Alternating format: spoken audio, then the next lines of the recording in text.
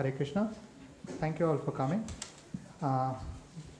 We are here today because we have some interest in spirituality.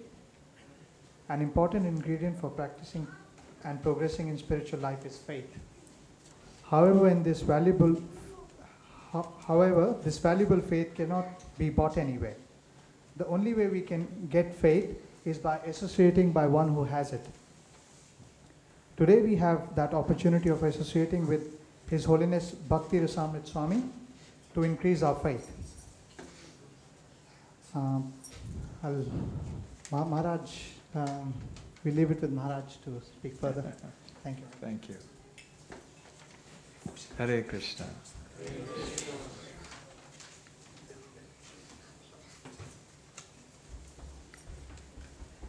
I request devotees to usually not introduce me because devotees by nature like to glorify and praise so much. It's always better that we don't glorify too much, so I restrain them.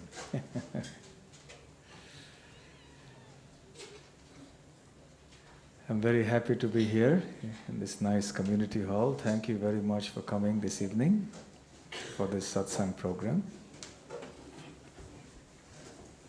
Jaya Radha Madhava Kunja Bihari Gopi Jana Vallabha Girivaradhari.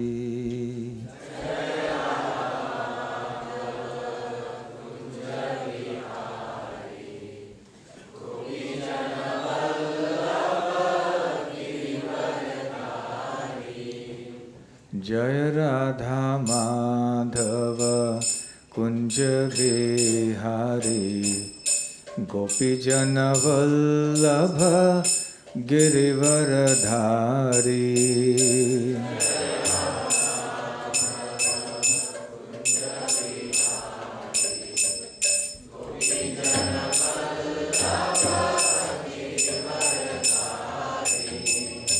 Yashodanandana Vraja Janaranjana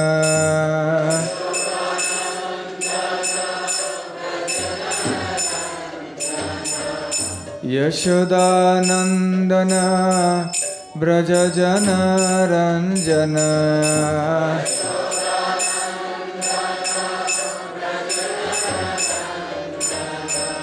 Yamuna Tiravanachari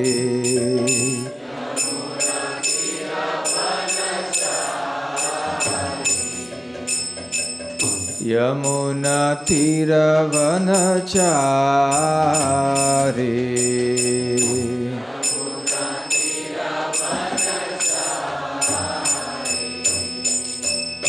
Jaya Radha Madhava Kunja Bihari Gopi Jana Vallabha Girivaradhari.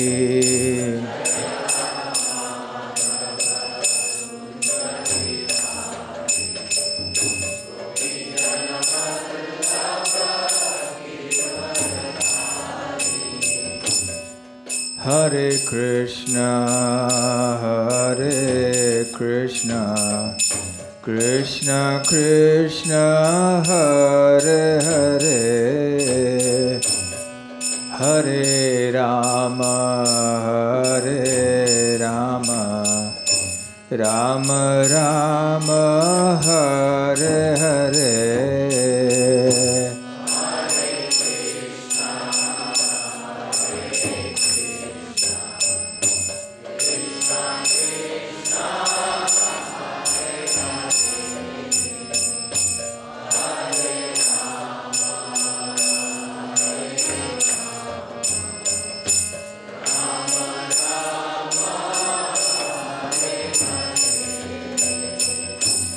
Hare Krishna, Hare Krishna, Krishna Krishna, Hare Hare, Hare Rama, Hare Rama, Rama Rama, Hare Hare. Hare Krishna,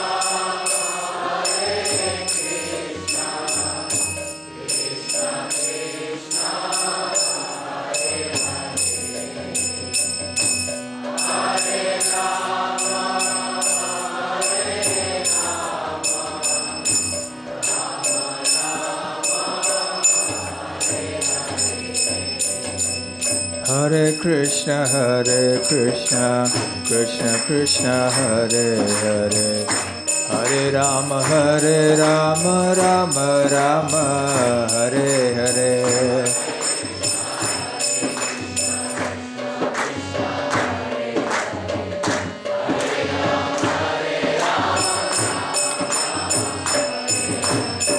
Hare Krishna, Krishna Krishna, Hare Hare, Hare Rama, Rama Rama, Hare Hare.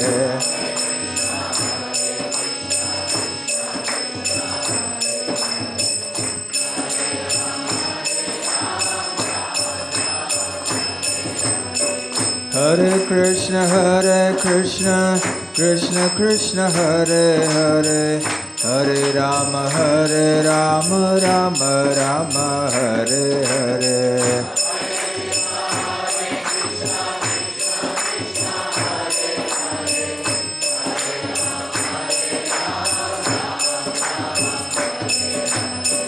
Hare Krishna, Krishna Krishna, Hare Hare, Hare Rama, Rama Rama, Hare Hare.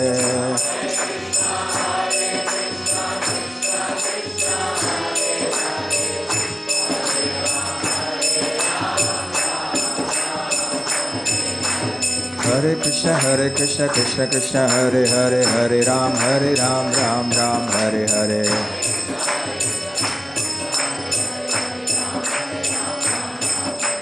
Hare Krishna, Krishna Krishna, Hare Hare, Hare Ram, Ram Ram, Hare Hare.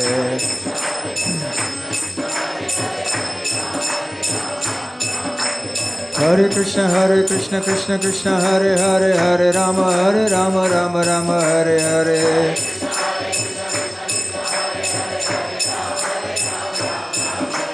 Hare Krishna, Krishna Hare Hare, Hare Rama, Rama Rama, Hare Hare.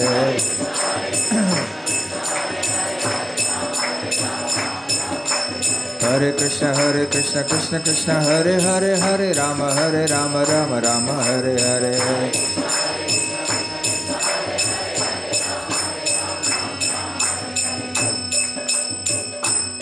Jaya Radha Vallabha, Radha Vallabha Radhe.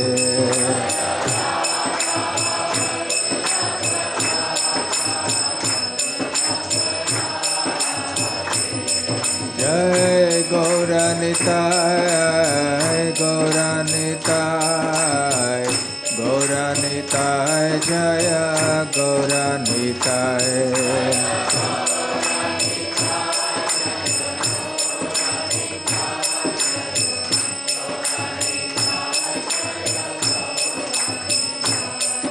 Jai Jagannatha, Jaya Jagannatha, Baladeva, Jaya Subhadra.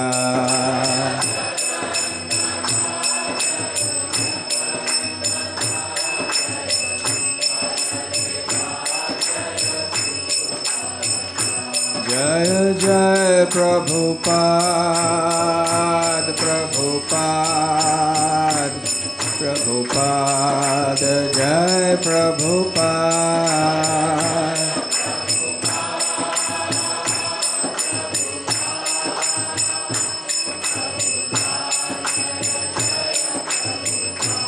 Nitai Gaura Hari Bol, Hari Bol, Hari Bol, Nitai Gaura Hari Bol.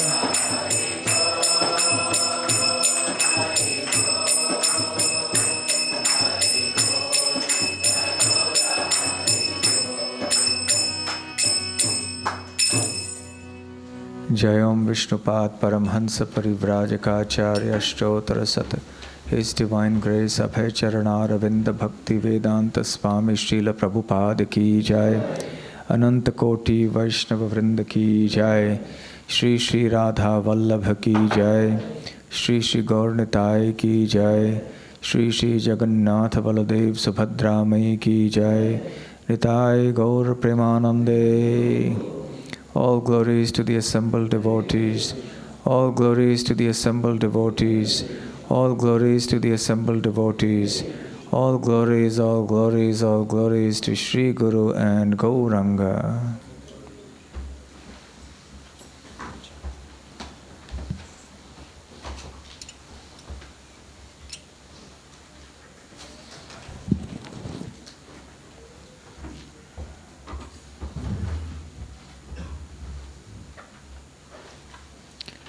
Om Ajnanatimirandhasya Jnananjanashalakaya Chakshuronmilitam Yena Tasmai Shri Gurave Namaha.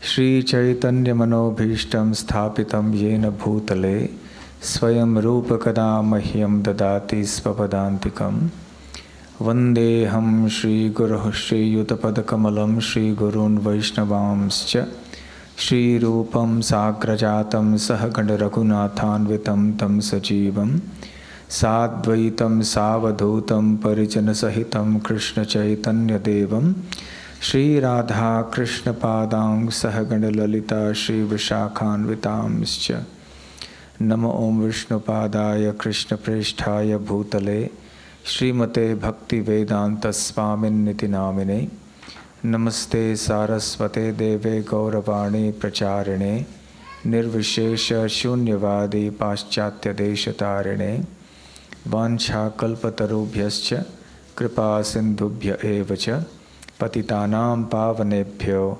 Vaishnavebhyo Namo Namaha. Jai Shri Krishna Chaitanya Prabhu Nityananda Shri Advaita Gadadhar Shri Vasadi Gaura Bhakta Vrinda Hare Krishna, Krishna Krishna, Hare Hare, Hare Rama, Rama Rama, Hare Hare. Hare Krishna.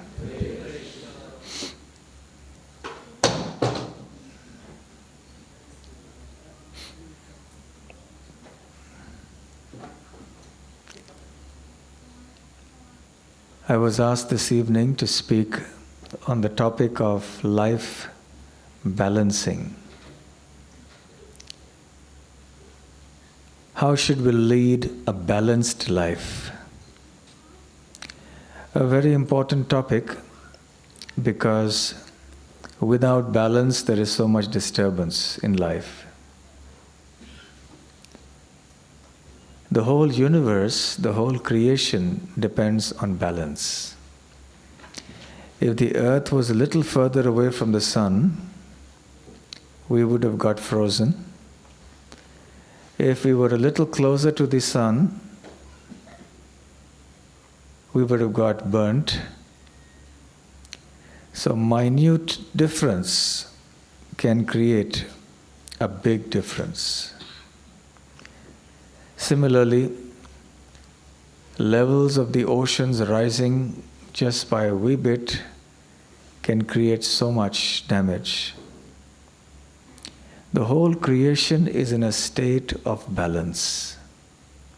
Whether it's the cosmic scale, the atomic scale, or the ordinary individual scale.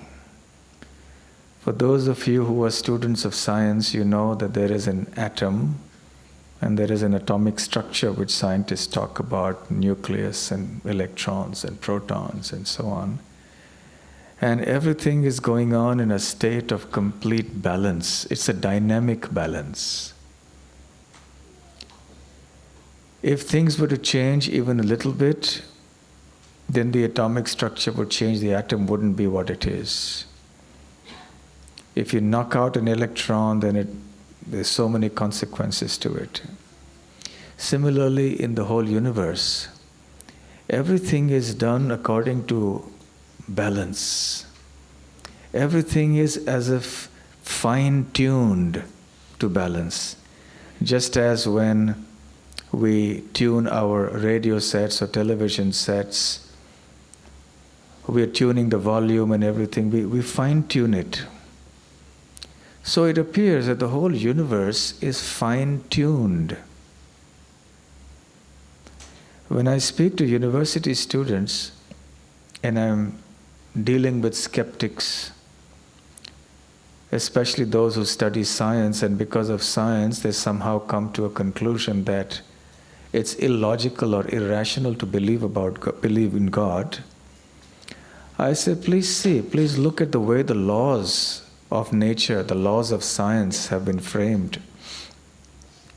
How is it that everything is so harmonious and balanced in the entire creation that you can make precise laws out of them? When you study the way the universe is designed, you will see that everything is so precise. Down to mathematical details, you can identify or understand the way this creation works.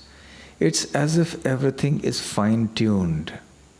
Someone is there to balance, turn the knobs, to see that there's just enough heat, just enough light, just enough oxygen, just enough of whatever it takes for things to be the way they are.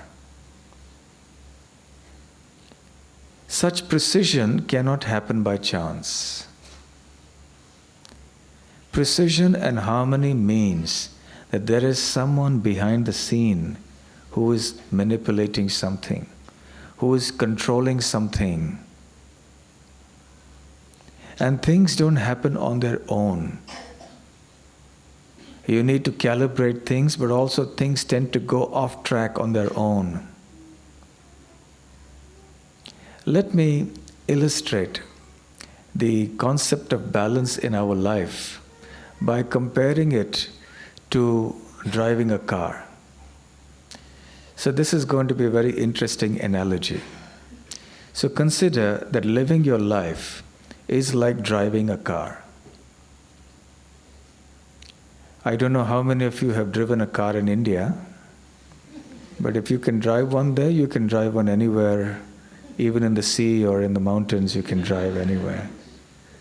But things here are more disciplined. So everyone follows rules, everyone signals left and right before they move, switch lanes, or they turn left and right, and so on. But here, even here in Australia, a driver has to be very careful, very cautious. The car always has to be in balance, and that balance is always a dynamic balance. A dynamic balance means it's a balance, number one, that is maintained in motion, in a state of motion. That's the first implication of the word dynamic balance. And the second implication of this term, dynamic balance, is that you have to keep it in balance by continued effort. Even if it's an automatic car, you just start the ignition and sit back. But still, you have to negotiate unexpected things or even expected things. There's a signal, someone suddenly turns to the right in front of you.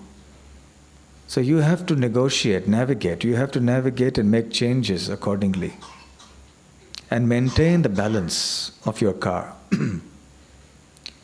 So dynamic balance means that you're maintaining the car very stable. It's moving at just the right speed so that you're comfortable. And the car doesn't get into any accidents. There's no inconvenience to anyone.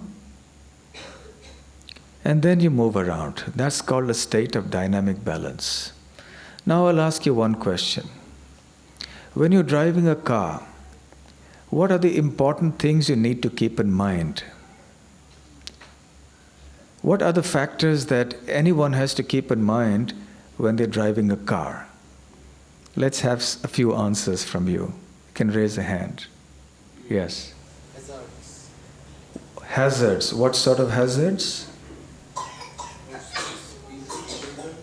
People running across the street without a proper signal, all right. Anything else? Fuel. Fuel. You should have fuel, all right. Be conscious. Be conscious. That means don't be asleep, you mean? Yes. All right. I see the signboards here in Australia, sleep kills or fatigue kills or something like that. They're always warnings that you should not be too fatigued. Better pull up on the side and then take some rest and then drive on. What else? What are the other factors that any one of you would consider when you sit in a car to drive? Yes. Maintaining the car on time. Maintaining the car on time. Okay. Knowledge to drive a car. Knowledge to drive the car. We presume you have that because you got a license, yes? We need to have a front view mirror and a rear view mirror, which is very important, and also the accelerator with the Okay. brakes. Okay, you got to have the mirrors, rear view mirrors, side view, the accelerator and the clutch, yes? The speed.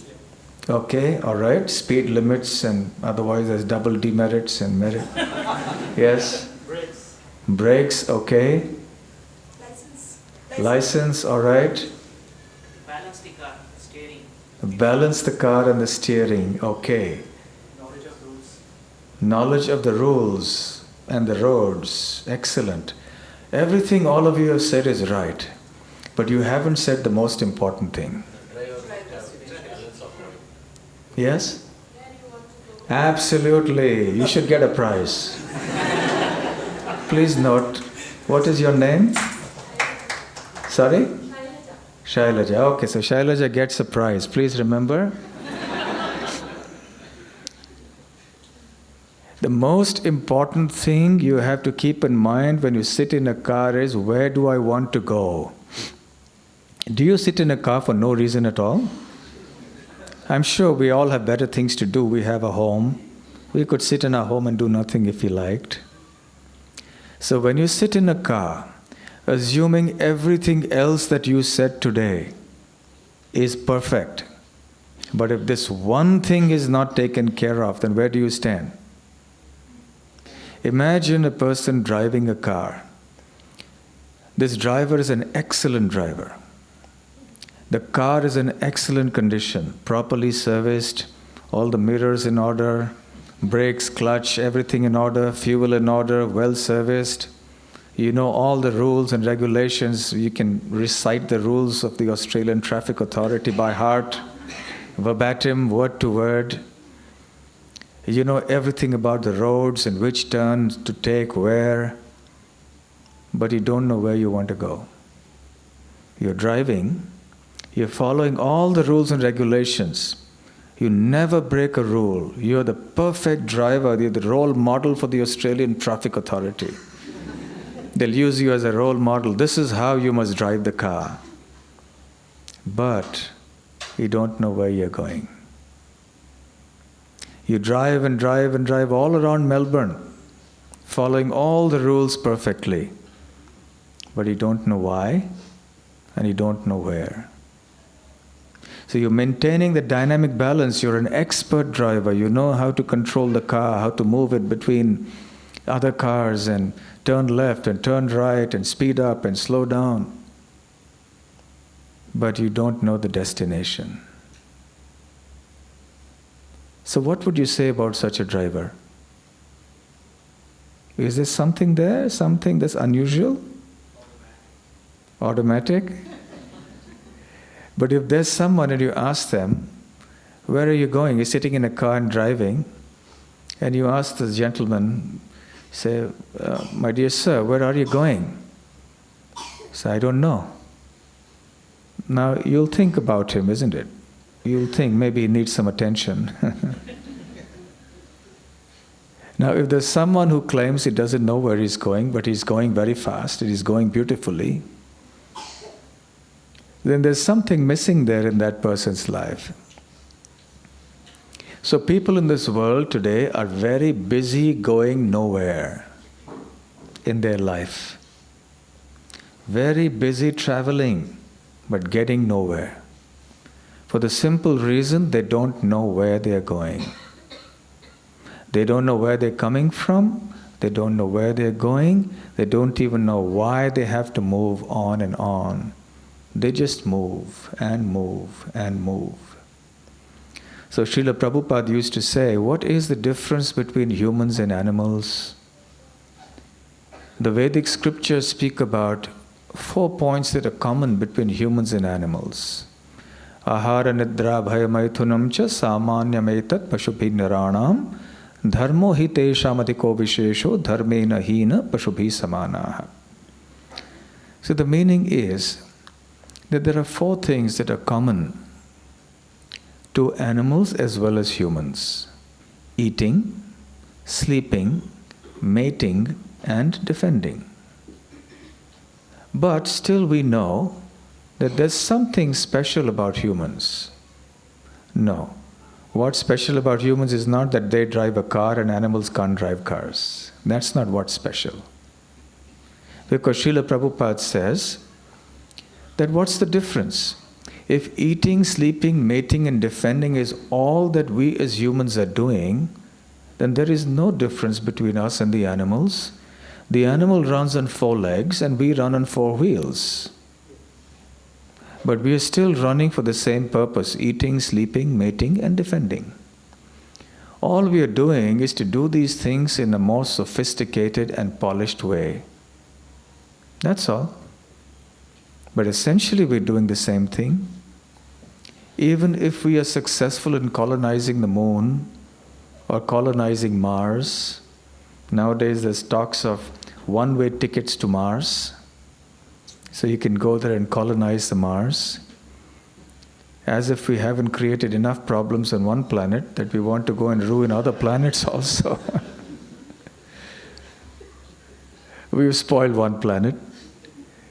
We have killed each other, destroyed the planet, made life miserable for everybody else, including ourselves also. And we want to go and spoil other planets. Why? Eating, sleeping, mating, defending. Prabhupada says, even if you do go to these planets, what are you going to do that's different from what you're doing here? You're going to do the same eating, sleeping, mating, defending. Just in a different way, that's all. So really, doing these 4 activities in a more sophisticated way isn't a sign of civilization.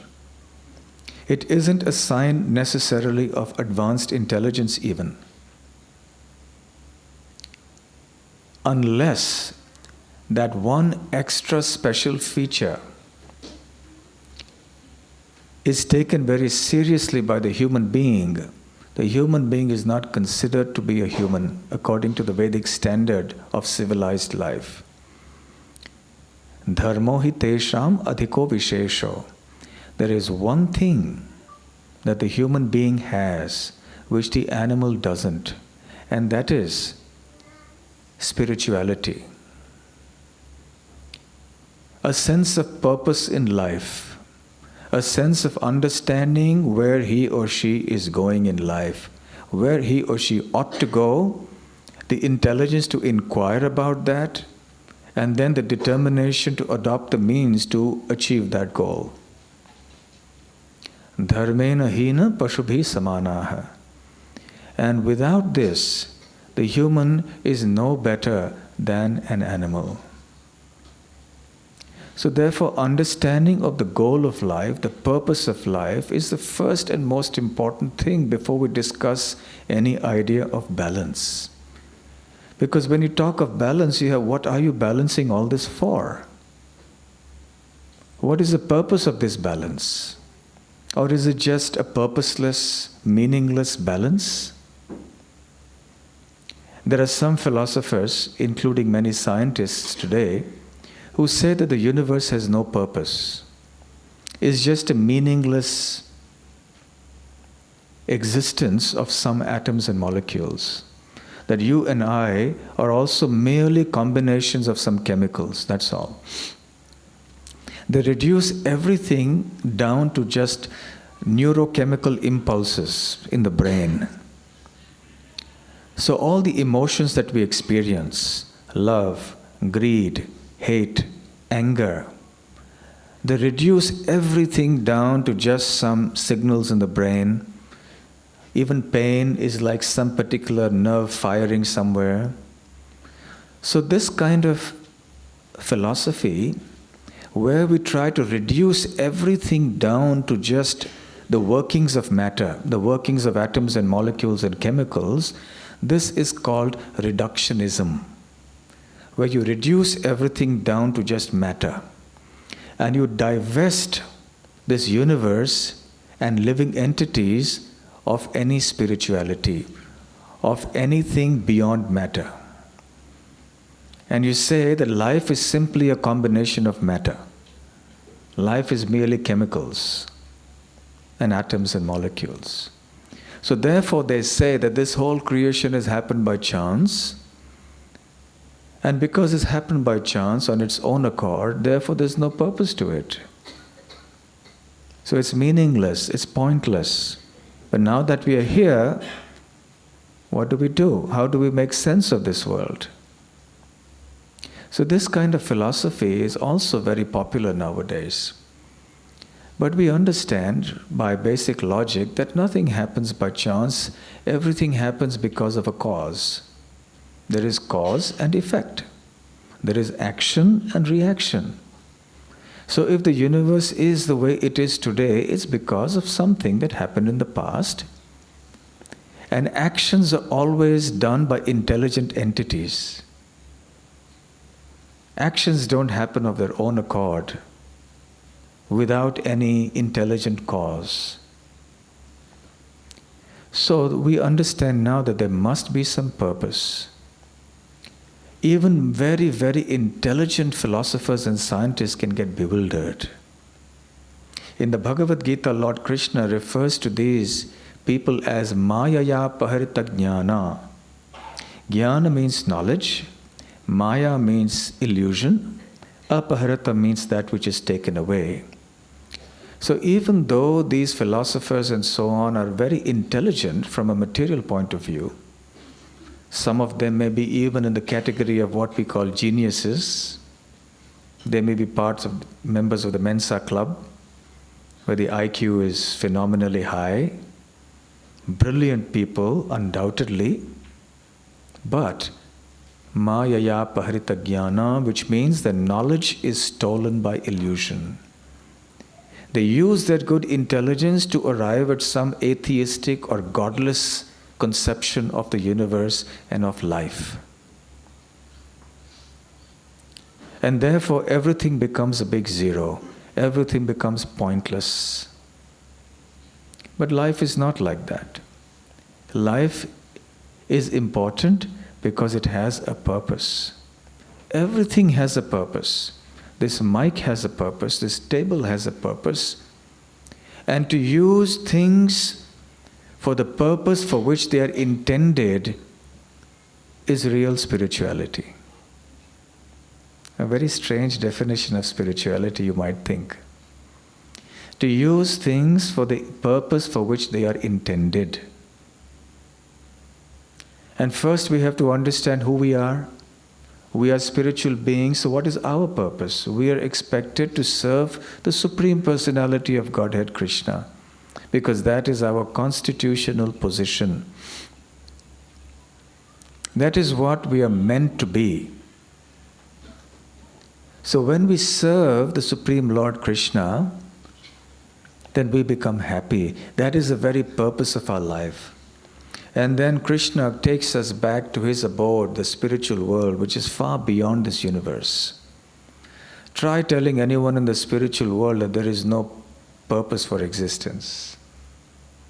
It doesn't make sense to them, because they've already reached the perfection of that purpose. They're with Krishna, enjoying pastimes in the spiritual world with the Supreme Personality of Godhead. So life has a purpose. That purpose of life is pure love of God. To achieve that love, that happiness that we have always been hankering for. So once we have that in mind, we keep this purpose in mind, then comes the question of fine-tuning the balance. Otherwise, balance has no meaning, devoid of a purpose. Just like the man driving the car perfectly, but not knowing where he's going.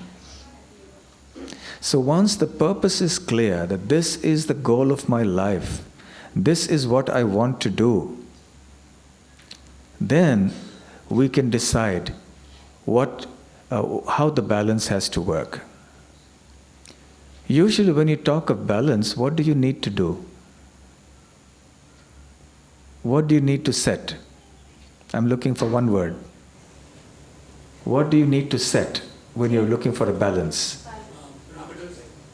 parameters. Time. Yes, who said that priorities? Yes, another gift. Priorities.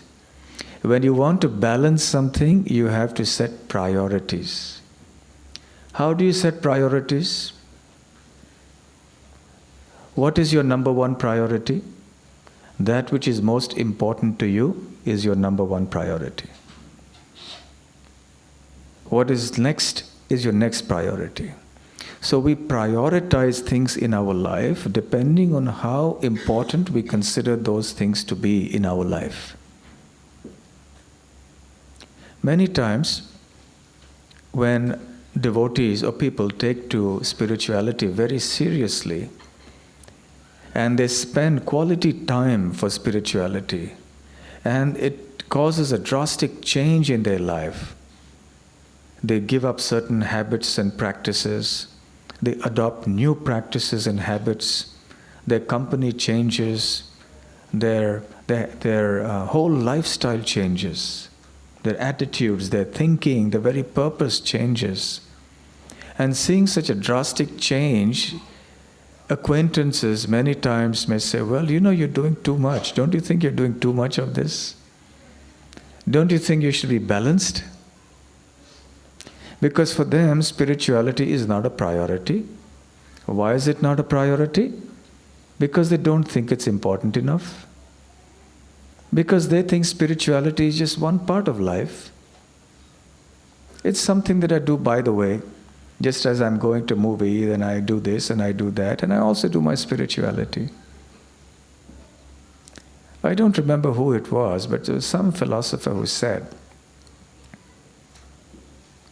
we are not human beings with a spiritual experience, but we are spiritual beings with a human experience.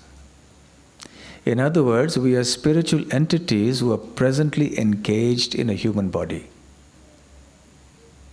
And this human body affords the most excellent opportunity for us to revive that innate spirituality in us. So therefore, spirituality is the most important thing in our life because it is the very purpose of our existence. It is the very goal of our life. So naturally, we must give it the highest priority. So people who say, well, you shouldn't give so much importance to it, you must balance it out a little bit, they usually imply that after all, there are other things in life that are also very important. It's because they do not understand the real paramount importance of spirituality that they speak like this, or they object. But when we understand that this Krishna consciousness, this process of developing our innate spirituality to the point of perfection where we develop our love for the Supreme Lord Sri Krishna is reached, and that is the perfection of life, then yes, then we set our priorities differently. Then this becomes the most important thing and everything revolves around that. Then spirituality becomes a central focus and the other departments of our life are adjusted so that it will enhance the attainment of our spiritual objective. Everything else in life revolves around the spirituality.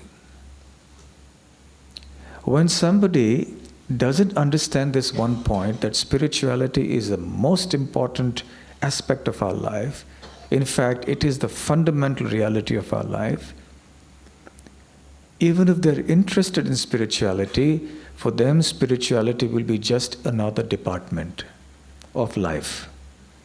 So they will have their material life, and around their material life they will have so many other departments which includes spirituality.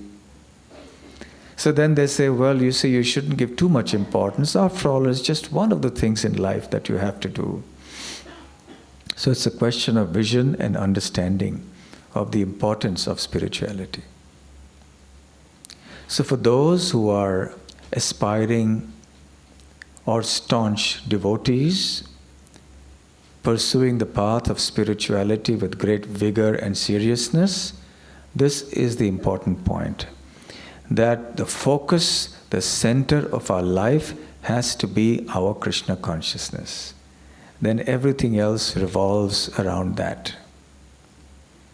So for devotees, we generally tend to see how our profession works, how our family is going on, how everything else is, and then according to the time that's available, we fit in the spirituality somewhere. But no. The focus must be on the spirituality, and then everything must be balanced in order to attain that spiritual goal. So spirituality pervades and permeates every aspect of the devotee's life.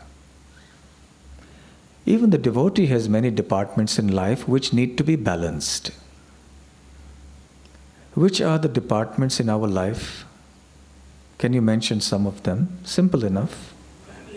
Family, very good. Profession or work, yes. Health, very good. Education, profession, okay, as you understand it today, fine, all right. Finance, very right. Responsibilities, well, that's taken care of in these other things, yes. So more or less, these are the different departments you have in your life. And we need to balance out these different departments. But do you see these departments as being independent departments? Are they independent departments? No. They are correlated with each other. But do they also have a root or a foundation? That depends on what you understand the goal of life to be. For some people who have no understanding of the goal of life, or they just think that life is meant for enjoyment, then that is their pivotal point. They will do everything in order to enjoy the sense gratification and pleasures of this world. But devotees will adjust everything in their life to attain Krishna consciousness. That's the difference. Even those who are not spiritual try to balance their lives, but their goal is different. Nowadays, yoga is becoming very popular all over the world. And I was in America and I saw a proliferation of these yoga schools. And many of them do yoga, all of them actually, do yoga for good health. And good health for what? Enjoyment. That's the bottom line. Because we want to enjoy this material world, so we need good health. Because we want to enjoy this material world, we need good money. Because we want to enjoy this material world, we need a good education and a good profession so we can get a lot of money to enjoy. So everything is based upon this one idea that we want to enjoy this world. However, that is a recipe for misery according to the Bhagavad Gita. According to Bhagavad Gita, the real purpose is to be Krishna conscious. So the same principle, just as those who do not understand the goal of life and think that enjoyment is the goal, just as they try to balance their life in such a way as to attain that goal of enjoyment, we should also balance our life to attain that one goal of Krishna consciousness. So that is our focus. Just as they focus on enjoyment as the goal, we focus on Krishna consciousness as the goal. So why do we maintain good health? So we can serve Lord Krishna better. We can chant our japa, our kirtan better. We can do more service to Krishna. Why do we want to have a job or a profession? So that we can earn money. And what do we do with the money? Go to Hawaii or go surfing.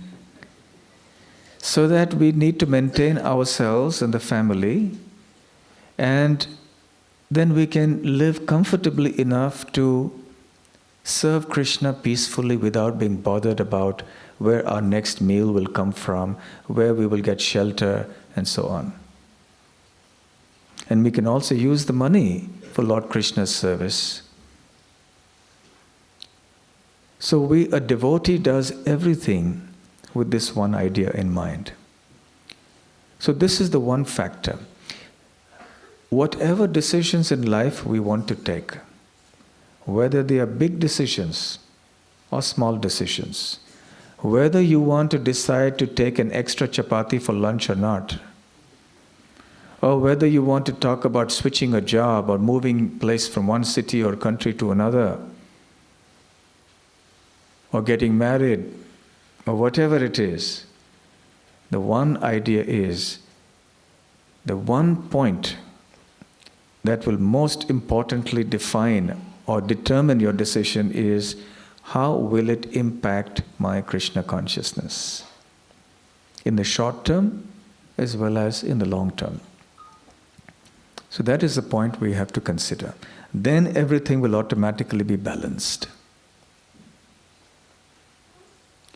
Generally we see that when devotees become very enthusiastic about Krishna consciousness, which is a good thing, they tend to sometimes lose that sense of balance with health or with family and so on.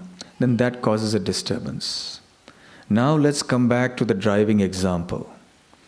Now imagine there's the same perfect driver, but now this driver knows where he's going and he's getting there perfectly.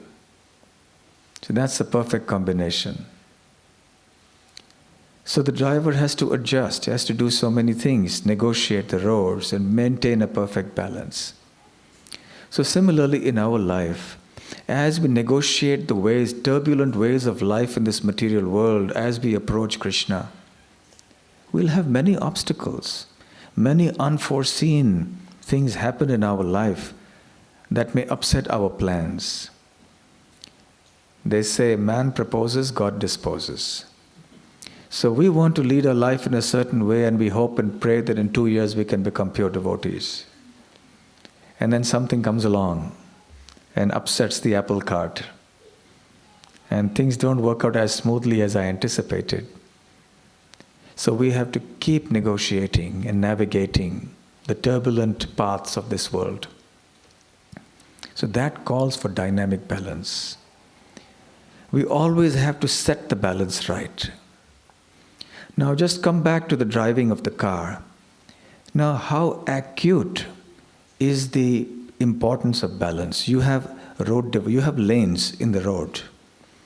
Imagine if the driver is a little inattentive and just by a couple of feet shifts the car into the next lane, the other car is coming here, there would be an accident. There can be a calamity if the fine balance is lost. Or perhaps the driver nods off for a moment. I know of several devotees who have had car accidents like this. Because they just nodded off to sleep for a moment, and in that moment, they just banged into, because they were traveling at a reasonably high speed, they banged into a lamppost or they banged into the wall or went off the road somewhere. So one has to be very attentive to see that one doesn't cross the line. And even if one does, then one comes back very quickly. Similarly, let us say that as devotees today, there is a festival and we are giving all our time and energy, we are up there late night, we hardly had any sleep, we are decorating the temple, we are doing so many services, we haven't had sleep, and perhaps we haven't had time to eat much even. But then, can that balance be maintained if we continue like that? No. So the next day we have to make sure we catch up on sleep, we make sure we eat properly so the balance is restored. So it's like going like this and you always move a little from the main line. But you think, Yes. As the balance sometimes is disturbed. This also happens because of balance. Pressure. Pressure from inside, pressure from outside. If we don't maintain the balance, that's what can happen to our life. An explosion. So when you're driving with a steer, you're holding the steering wheel, you're always controlling it. The car may go a little this way, a little this way and that way, but you're very particular to keep it going straight. And even if there are little variations, you keep coming back. Sometimes you have to overtake a car which is going slow, you go to the left, but then you come back. From the fast lane, you come back to the middle lane, and then you have to take the exit, so then you move in this lane. So you're constantly moving, but you're moving with an eye on your destination. That's how you maintain the balance. So similarly, we fasted yesterday, we didn't have sleep, but now we have to catch up. We moved a little this way from the health department side. Spiritual department was very good. We did a lot of service. We chanted a lot. We heard a lot. We served a lot. But the health department suffered. Family department suffered because I was doing so much service in the temple, I neglected the family. I took a few days leave from work, but now I have to get back to work. I have to give time to the family. I have to give time to my health, so we come back this way now. Over a short period of time, recoup whatever deficiency there was in these other departments, but not for long, and then come back again. And sometimes there may be another little change, and we go on like this, always keeping in mind the goal as Krishna. So we keep making these little changes left and right, we move on. So the dynamic balance means that we must be ever attentive and vigilant to see that the balance is maintained over a reasonable span of time. Many times devotees ask, how much should we read Srila Prabhupada's books?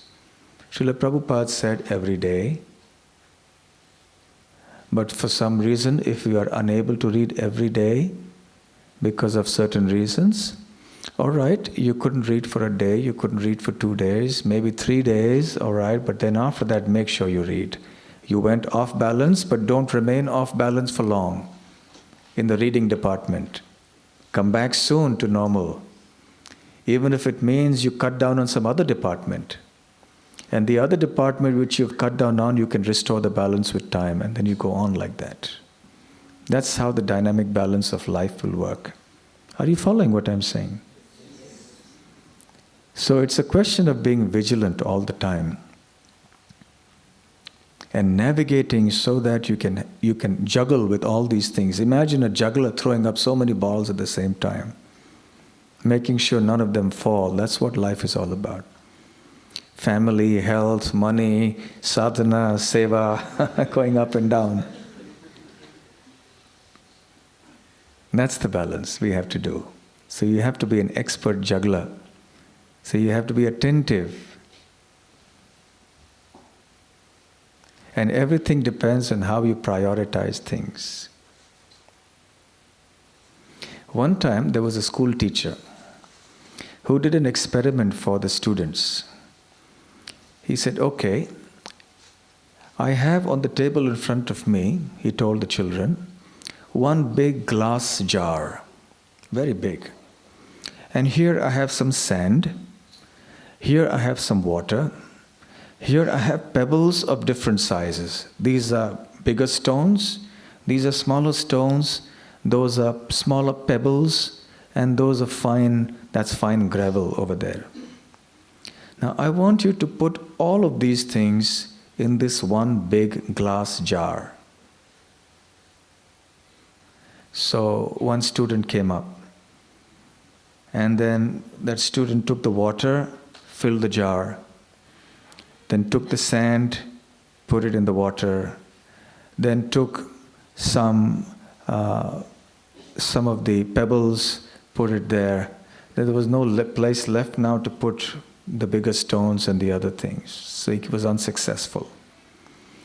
So the teacher asked another student, The other student also tried various combinations but was not successful.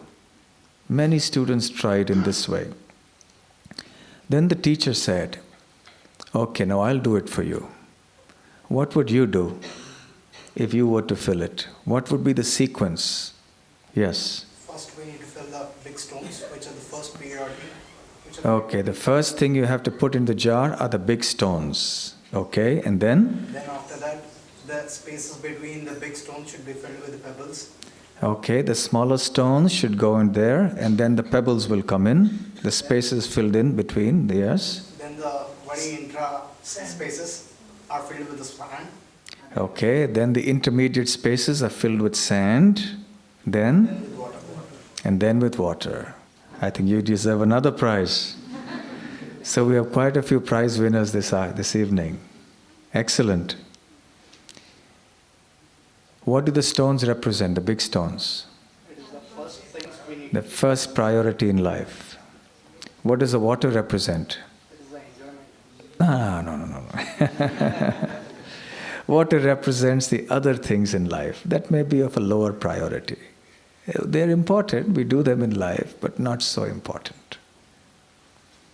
So we fit in the big stones. In other words, what is the most important thing in our life? We take care of that. Our spiritual activities, our sadhana, our chanting and such things, we do that first. Settle that. Then there's other things to do. And we prioritize it in such a way that gradually everything that we need to do in our day or in the week can be accomplished by this principle. Then you will see that things will become much easier to manage. Sometimes when devotees ask me, how should we balance? I come to a very simple answer in my mind. Do things when they are supposed to be done, to the degree they are supposed to be done, and in the way they are supposed to be done. That's the best answer I could think of. When it's time to chant, chant. When it's time to sleep, sleep. If you interchange the two, when it's time to sleep at 12 o'clock at night, you're chanting your rounds. Or when you're supposed to be chanting, then you're sleeping. So when it's time to eat, eat. When it's time to work, work. When it's time to read, read. So simple, isn't it? We just have to know what to do when and how much. So if we plan our life in such a way that we know what to do when and how much, then we have substantially solved the problem of balance. But please know that this problem of balance is not something that strikes only new devotees. Everybody in the universe, even the advanced devotees of the Lord, have to face this challenge. Because time is limited.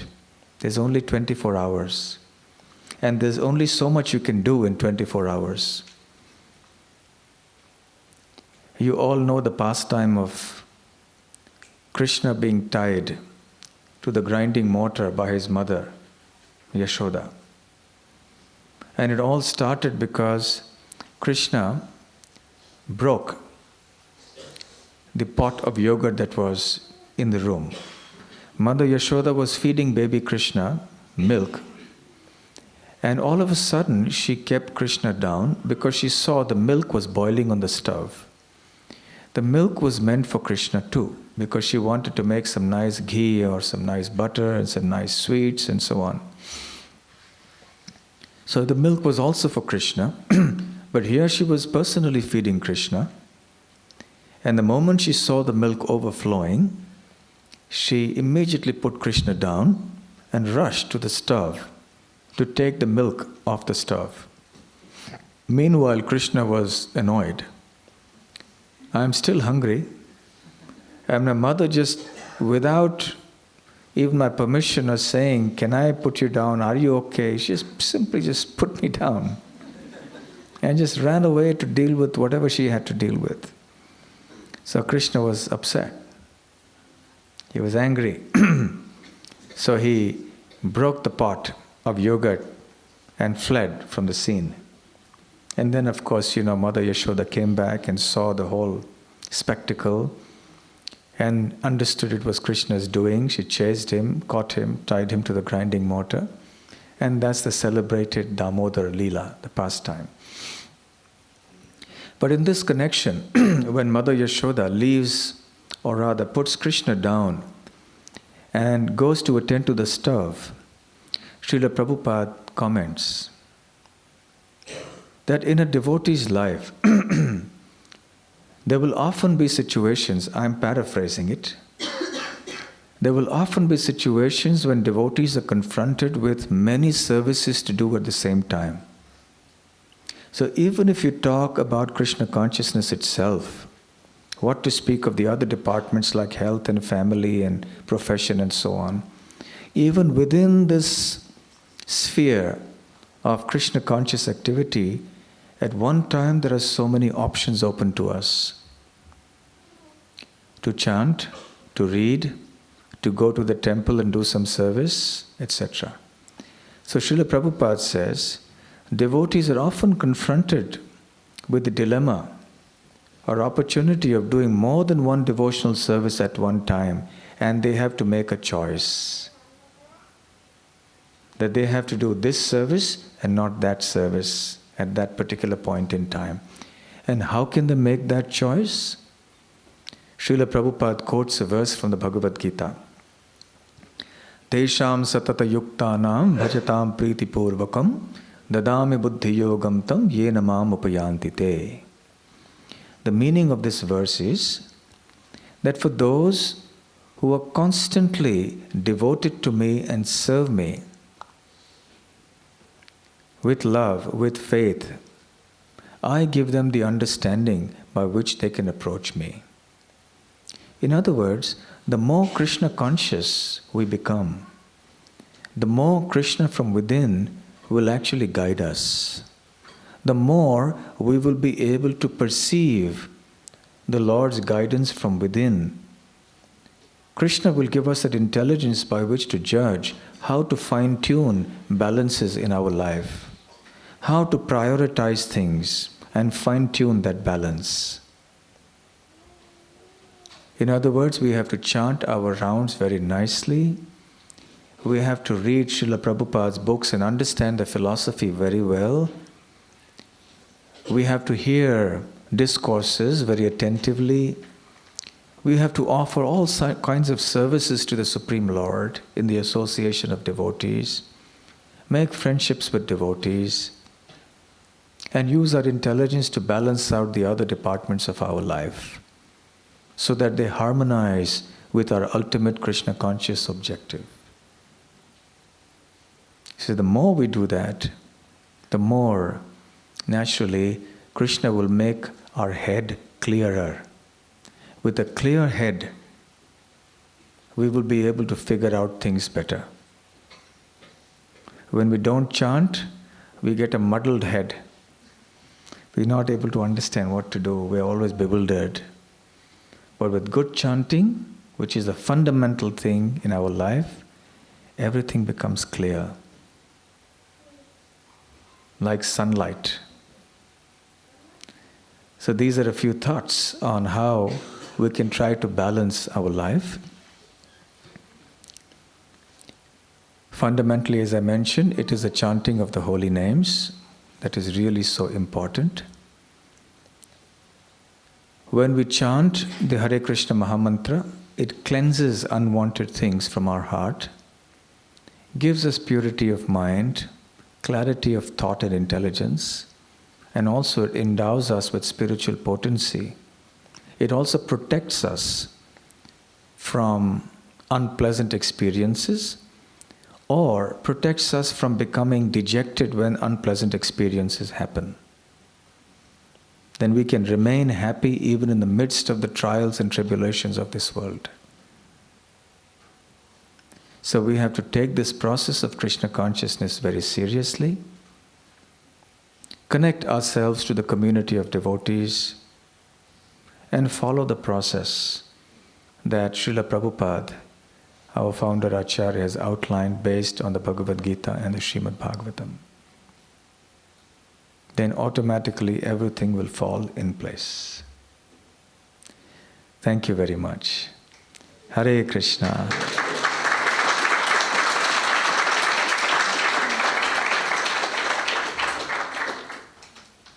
So, if any of you have any questions, you may please raise your hands. You can ask them from where you are, or you can also ask for a slip of paper and you can write down your questions and you can send them up too.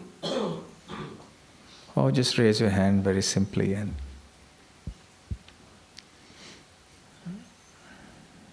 yes.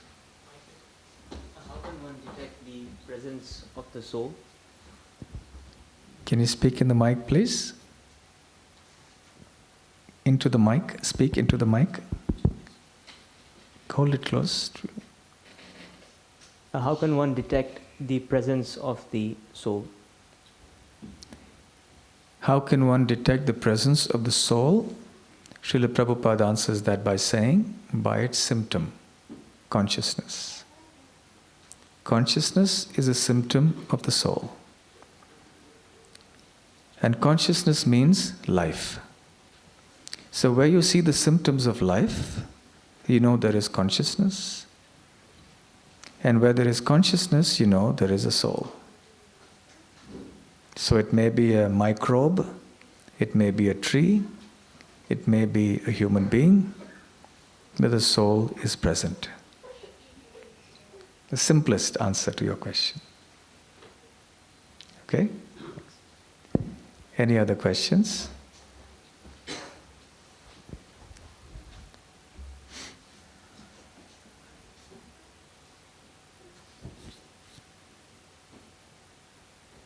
Supreme balance.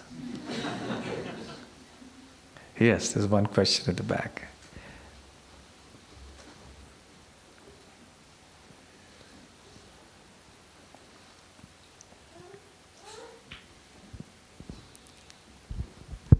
Hare Krishna Maharaj.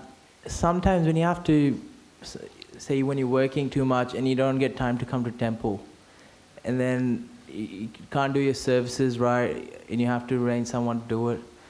So devotees, they start to think that you're falling back, or even though you're trying your best, you're still chanting, you're still trying to listen to lectures and stuff, but you're not coming to the temple. So how do you do that without offending the devotees? Because they think that you're not doing the right thing. Okay. Your question is, how do you not offend the devotees by not coming to the temple when you don't come to the temple? Say if you're pulling a 12-hour shift and you practically can't, because you have to sleep, you have to do stuff at home as well. You mean because of some professional reason? Yes. Because you have a night shift or something like that and you can't come? Well, I'm sure devotees will understand.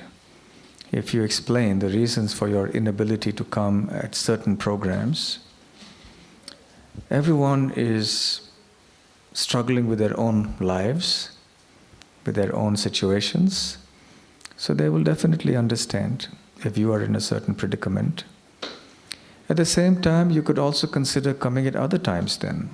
If you can't come at certain times, come at other times. A more extreme solution could be, depending on the circumstances, try to convince your authorities to give you a job or give you a shift that's decent. And an even more extreme solution, I'm not saying you should do it, but it's there, to look for another job. Where you don't have to stay up all night, and so that you can come to the temple and participate in all the programs.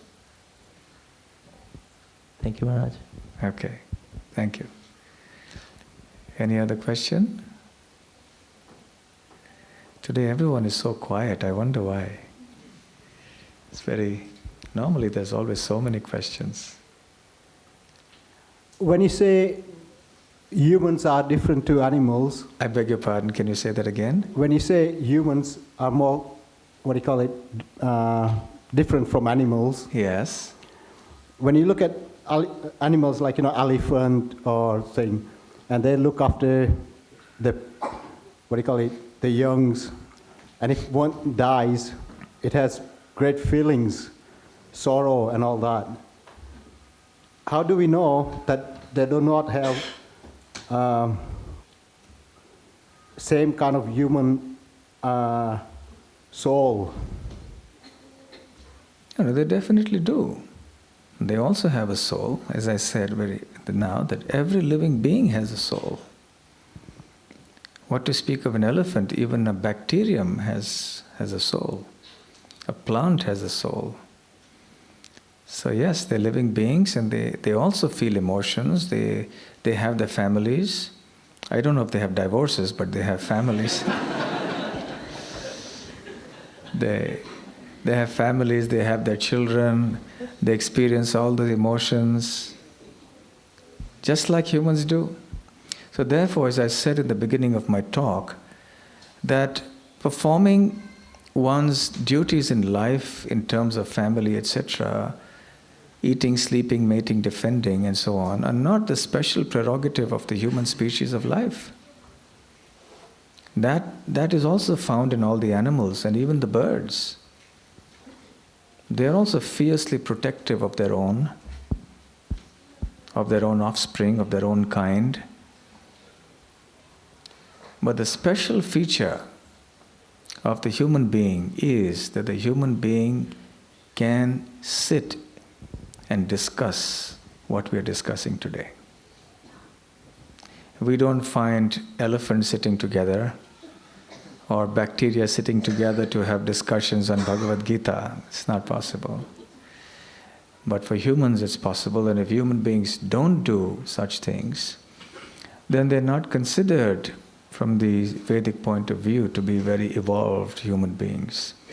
Even though they may be considered very famous or very successful human beings, but from the standpoint of modern society.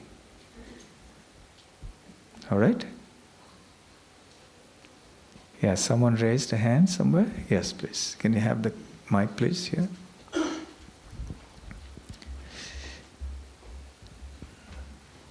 I've heard a story that Krishna went on his Garud to save an elephant because the elephant was his devotee. Yes. So if animals didn't have spirituality, how come that elephant had it? And how come it made Krishna go and save him? There's your answer. That was a very rare case. A very rare case. But bhakti is such that even animals can become Krishna conscious because it goes, the holy name penetrates to the soul, to the very soul. I usually narrate these incidents in India, in the state of Orissa. At one place there was a Bhagavad Katha. That means a speaker was coming and speaking on the Srimad Bhagavatam, on a holy scripture. And he was doing it for 7 days in succession. Now, every day at the appointed time, when the lecture was to begin, there was a bull who would come in. Now imagine if you're sitting here and a bull walks in here, there's going to be chaos here, isn't it?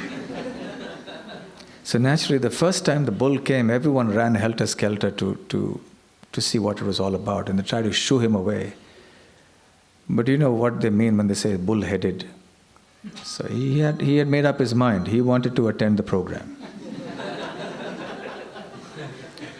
So he sat there comfortably. And when everybody realized that this is what he wanted to do, they were happy. So they all sat along with the bull and they were hearing the lecture. Went on for a couple of hours. This made front page news, headlines in the newspapers, local newspapers. And after the lectures were over, he got up and quietly walked away. Oops, no mobiles here, please. No, that's a no. Double demerits.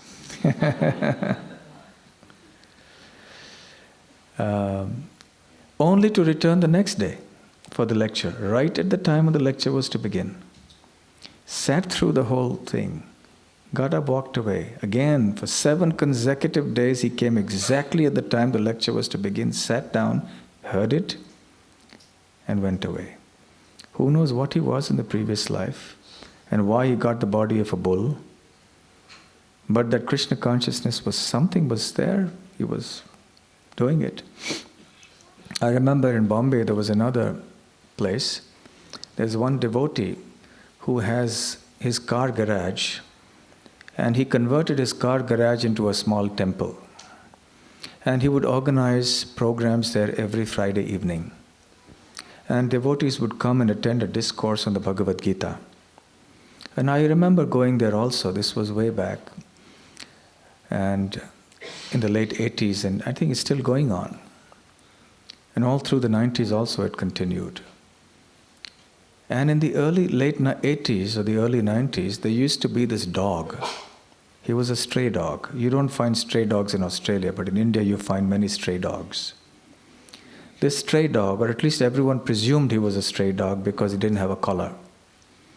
So he would come and be outside, quietly, sitting down quietly, and after the program was over, he would leave, but never before taking the prasadam, because prasadam was distributed at the end.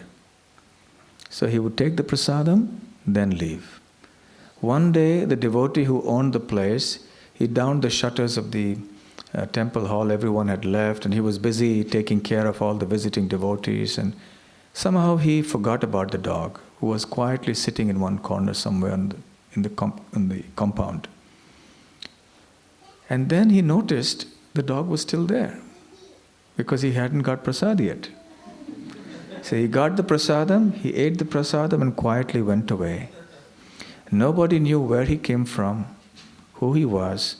He would come only on Friday evenings at 7 o'clock and leave after the program was over. Nobody knew where he went. But again, next Friday, he was back. And this went on for years. I also remember one time, many years ago, I was in a park in India. I'd had a long day and I thought, let me just take a little walk and chant some rounds on my beads. So there was a little park nearby and there was a bench. So I sat down on the bench after walking and I was chanting nicely. And this stray dog came along. And in India, when a stray dog comes too close to you, you get a little apprehensive, you see. So I was trying to focus on my chanting, but this dog was coming up really close to me. Then I pulled up my feet and sat so that he wouldn't have to nibble at my feet. So then I pulled up my feet and sat. And then I continued chanting. And he parked himself there, right below. And then he had his ears like this, up. And then I was chanting, and he was sitting there quite at ease. Normally dogs are restless, they're always shuffling and moving and shaking their head or something. But this time this dog was just sitting quietly there. And it seemed to me that he was just simply listening to what I was chanting. And that was probably some of the best chanting I've done in my life. Not out of fear, but because I was so blissful that this dog was getting benefited by some chanting. So now I realized I was chanting not for myself, but for this dog. And I chanted and chanted and chanted. I had long finished my rounds, but these were extra rounds. It was getting late. But I kept on chanting, because it was so blissful. And this dog was just lapping it up with his ears. He was like this. Then I think finally he got bored and shook his head and walked away. But it must have gone on for a good 45 minutes to an hour, I think.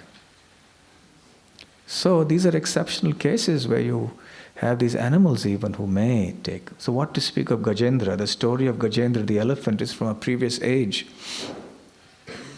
Gajendra was a king in the previous life. He was a devotee, Indradyumna. And he somehow offended a great saint. So he was cursed that may you become an elephant. So he became an elephant. But fortunately, at the very time that he needed help the most, when he was engaged in a battle with a crocodile, then he remembered by the Lord's grace the prayers he used to offer to Lord Krishna. And then he started offering those prayers. And then the Lord came in and rescued him. So if it can work for animals, then why not for humans? It can be very, very powerful for humans as well.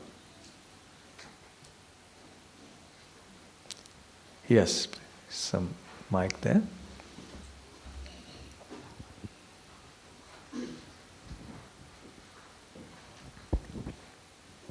Hare Krishna Maharaj. Hare Krishna. Maharaj, you mentioned, in the last point that the Lord rescued that elephant, right?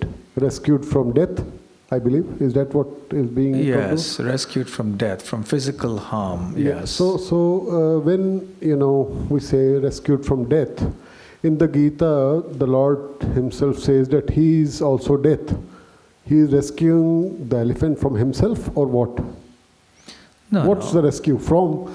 Because if he is death as well, and we pray that death does not come, or whatever, when somebody is in trouble or, in a critical situation, we all start praying that, this person recovers, be a devotee or not a devotee, whatever, we do pray. When he says he is death, are we saying that he should not meet Krishna? What is it? I mean, how do you define this? It's not a question of some deep philosophical point here.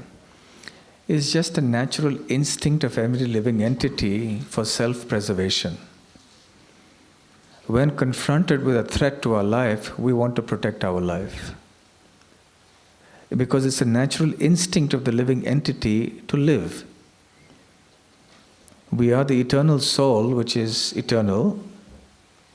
So when confronted with the prospect of termination of a life, then we instinctively react and we want to protect ourselves. So that is not prohibited, that is quite a natural thing. And one of our acharyas, Srila Vishwanath Chakravarti Thakur, explains that if in a life-threatening situation, a devotee prays to Krishna for being saved, then that is not a flaw or a fault on his devotional service. It doesn't make that devotee compromised in his devotional service. He doesn't become a fruitive devotee or a mixed devotee. Because that was an emergency situation. So life-threatening situations, because we want to stay on, even as devotees, we would like to stay on to serve Krishna better for various reasons. Yes, but at the same time, a devotee is prepared. If Krishna wants to take me away, then so be it. But we must realize that at the time of Gajendra's battle with the crocodile, he had forgotten about his previous life. He was simply just acting on the platform of defending himself because he was attacked by the crocodile. It's only when the battle had gone on for a long time and when he felt himself to be losing now, that's when in desperation he called out to the Lord for being saved. So yes, Krishna comes as death to his time, that's all right.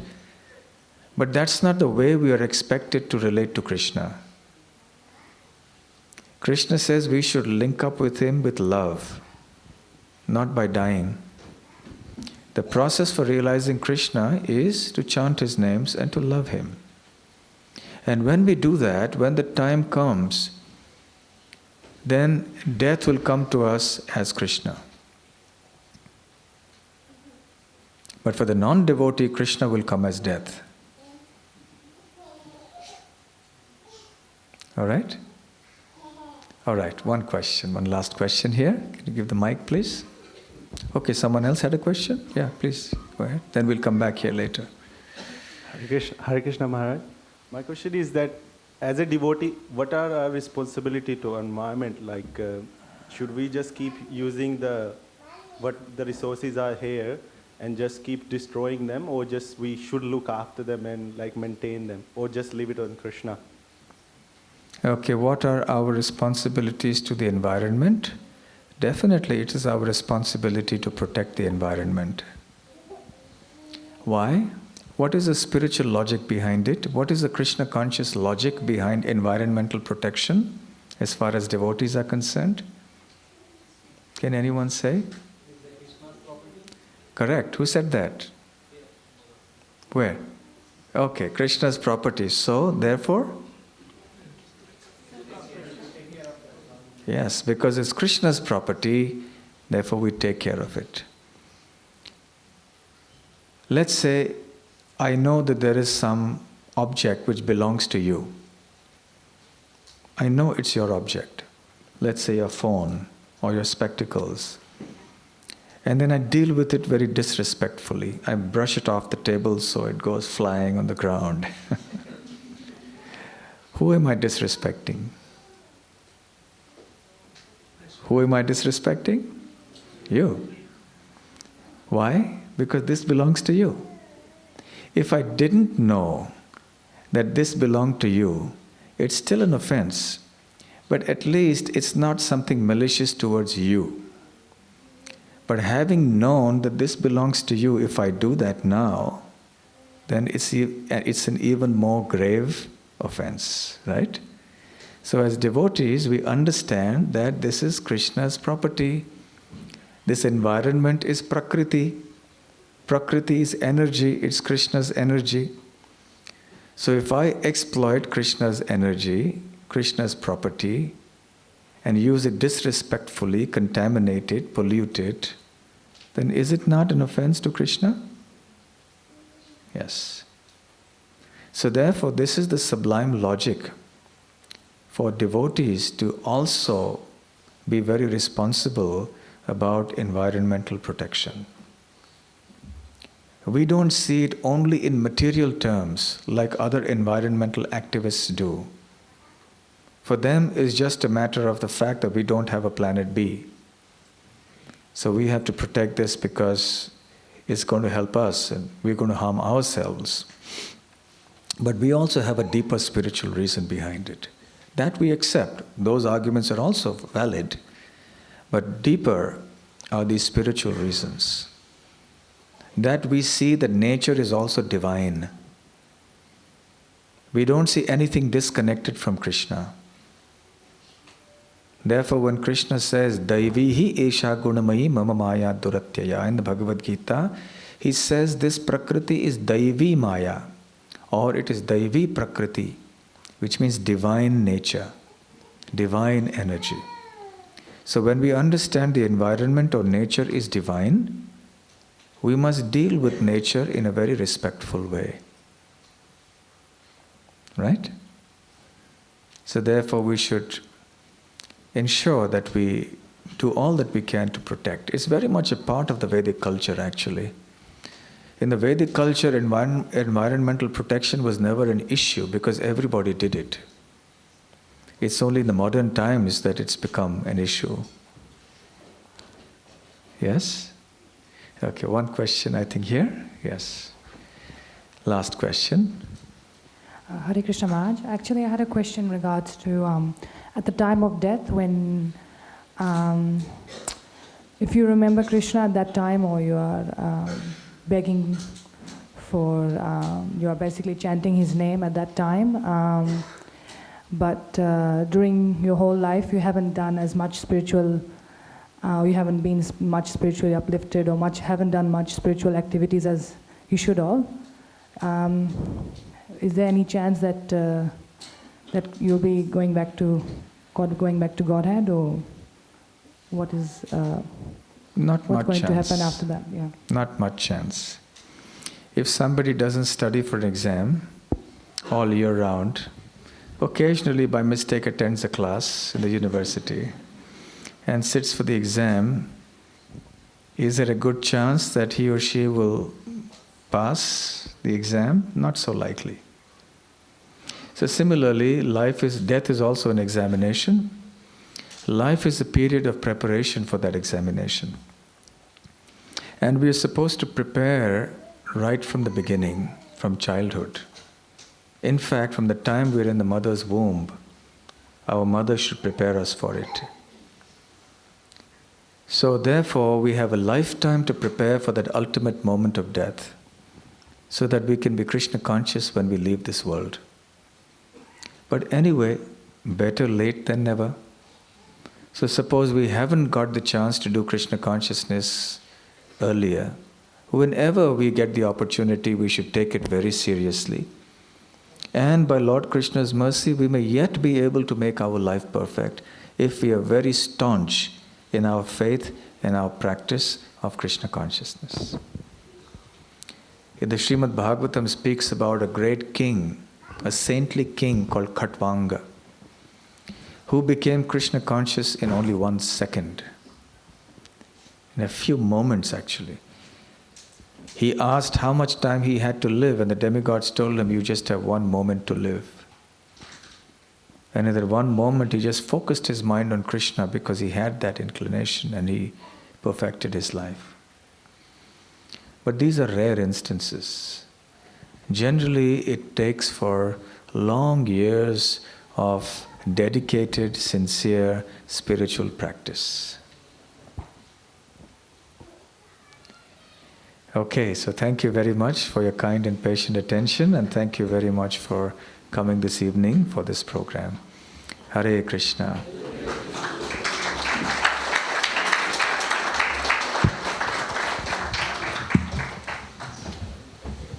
Thank you, Maharaj. There are 3 more parts to this program, so just please sit down. The first part is we are going to give a gift to some very special persons. Second, there are cookies which are going to be given by Maharaj, which is for everybody. So please form a proper line and then come and collect the cookies from Maharaj. And the third part is, after we finish, there is prasadam in the temple. So please don't forget to have your prasadam. Just walk across to the temple where we normally have the prasadam, and you can have your prasadam there. So coming back to the first part, which is about a gift. All of us who came today are very fortunate. But we want to make some people more fortunate. And for that purpose, we want to give a gift.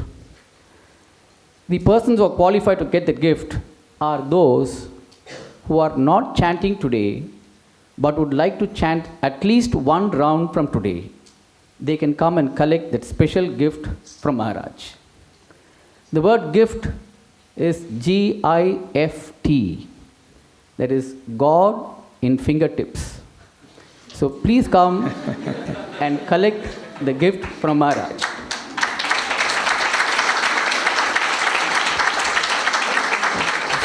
So I repeat, all those who would like to chant at least 1 round from today can come and collect the gift. Thank you.